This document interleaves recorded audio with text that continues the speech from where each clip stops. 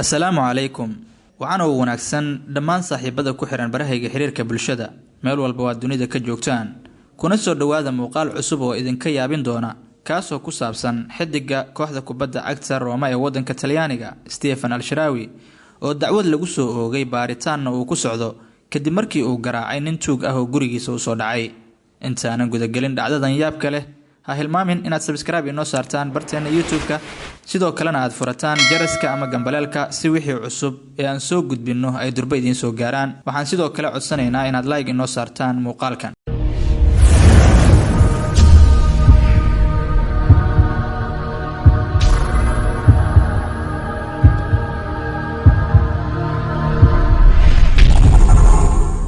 لاعبka reer Talyaani ee garabka uga ciyaara kooxda Roma ee ka dhisan caasimada Talyaaniga Stefan Al-Sharawi ayaa kiis dacwadeed cajiib ah lagu soo oogay kadib markii uu garaacay nin tuug ah oo gurigiisa u soo dhacay isla markaana isku dayay inuu jabiyo albaabka baabuurkiisa nooca Lamborghini-ga ah sida uu qoray wargeyska Corriere della Sera ee ka soo baxa Talyaaniga.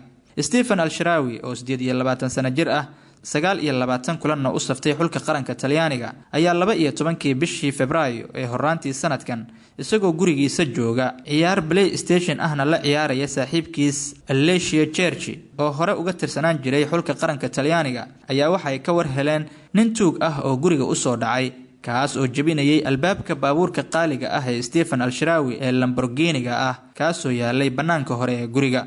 Ciyaaryahan Al-Sharawi ayaa kadib eryaday ninkii tuuga ahaa oo ah nin u dhashay wadanka Chile oo lagu magacaabo Jose Carlos Segardia oo 30 sano jir ah waxaana uu qabtay ninkii tuuga ahaa isagoo garaacay dhaawacyo culusna gaarsiiyay.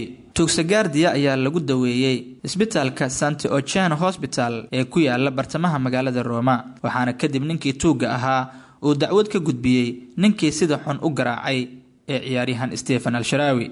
Inta kadib booliska ayaa xabsiga u dhaadhiciyay tuugii la garaacay waxaana lagu xukumay sanad iyo bar xabsi ah kadib markii lagu eedeeyay isku day xatooyo.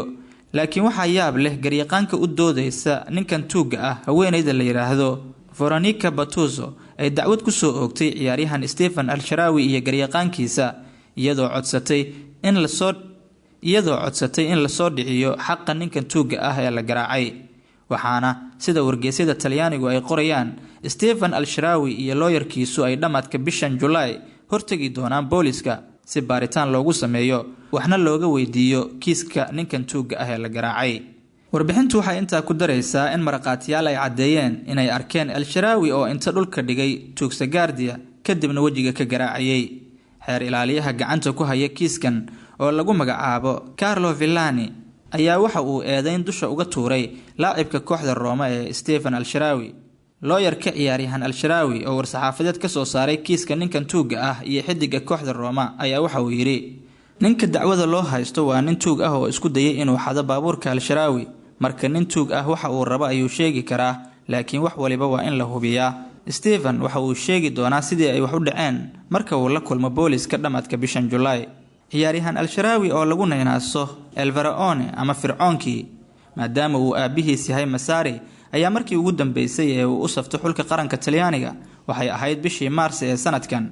hase yeeshee laguma soo darin liiska ciyaartoyda u ciyaaraya xulka qaranka Talyaaniga koobka qaramada qaaradda Yurub ee Euro 2020 oo uu soo xushay tababaraha Talyaaniga ee Roberto Mancini.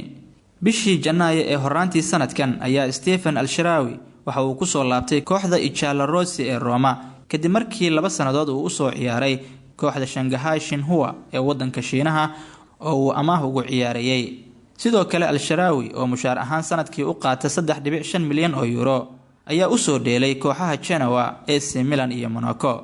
xaqiiqdii waa sheeko yaab leh oo haddii qof Soomaaliyeed uu maqlo uu aad ula yaabayo in nin tuug ah oo la qabtay kadibna la garaacay oo isagoo xabsiga ku jira dacwad ku soo oogo ninkii garaacay ee uu hantidiisa xadayay. sharciga dalalka horumaray ayaa dhigaya in haddii uu tuug u soo dhaco gurigaaga oo aad aragto isagoo alaabtii gurigaaga daldalanaya aadan wax dhaawac ah ama dil ah u geysan karin keliyana ay ku furan tahay inaad booliska wacdo.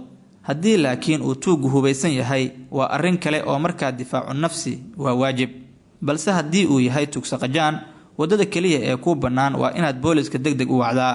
waayo markii la qabto isagana waxaa lagu xukumayaa xabsi marka la qiimeeyo falka uu ku jiray iyo ciqaabta uu u qalmo. adigana waxaa lagaa rabaa magta iyo dhaawaca aad u geysatay ninkan tuugga ah haddiiba aad garaacday, waayo labadiinuba lama doonayo inaad isku xadgudubtaan. intaas waxaan kusoo koobaynaa warbixintii ku saabsanayd tuuggii dhiiranaa ee jabsanayay guriga Stephen Al-Shaarawy oo markii la qabtay oo la garaacayna dacwad ku soo oogay xidiga kooxda Roma. inta aan mar kale idin soo diyaarin doono warbixin kale oo xiiso leh, waa anigoo ah Harun Yusuf Qasaaro oo idinku dhaafaya sidaas iyo nabadgelyo.